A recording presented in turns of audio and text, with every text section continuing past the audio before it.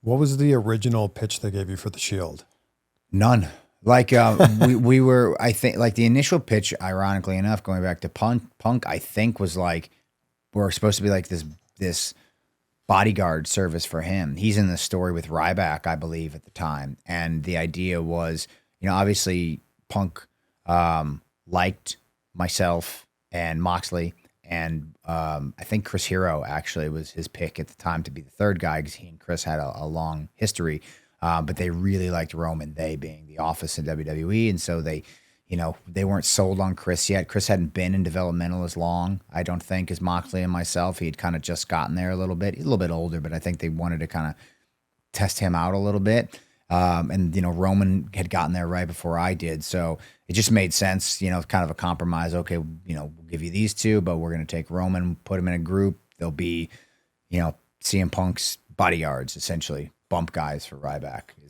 Is what I think it was supposed to be at first, but after the debut and the first week, I think they realized, oh wow, these guys actually have traction.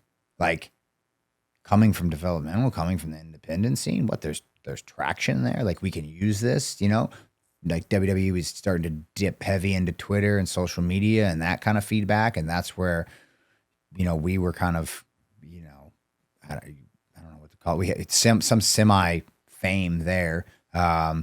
Myself and Mox, and so you got the feedback immediately. Like, it wasn't just you're bringing up guys from developmental nobody knew. I think the office got the feedback. Oh, people know who these guys are. They at least know their histories because they can just get online and find it.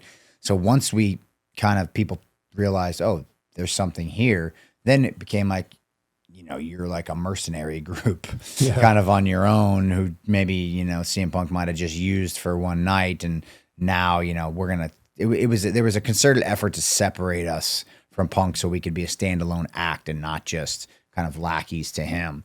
And then that was it. Then we were just left to our own devices and like figure it out from there. Is there part of you though that's like, I want to be a singles guy. I want to be a singles competitor. Now you're putting me in a trio and we're wrestling tag team matches. Yes.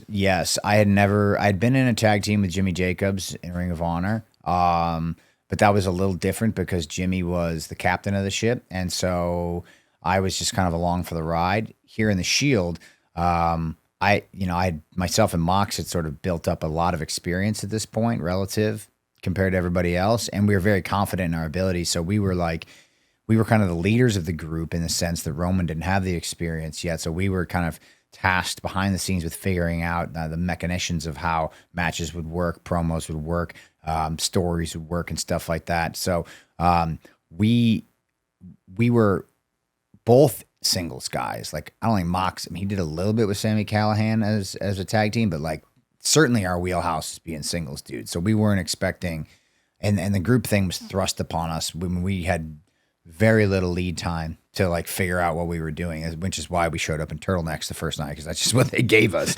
Then you fast forward 1 week, we look infinitely cooler when we've been given the opportunity to go to a thrift store and figure something out. So from a thrift store, like army surplus. Oh, okay. Yeah, because we were like, okay, we're in tactical gear. We're not wearing turtlenecks. Well, who wrestles in turtlenecks? It's going to be uncomfortable, hot, and stupid looking. The trifecta of doom. So like, let's get rid of that. And then it was just like, all right, we all lived in different places. Everybody's just going to go to these stores and find whatever fits, and shockingly, we all came back with like 3 different looks, just 3 different, whatever fit our personality looks. And then we just kind of continued on and tried to figure it out. But really the one thing that, that sort of solidified us was the mindset of like, we're just going to run through every wall. We were never going to take no for an answer.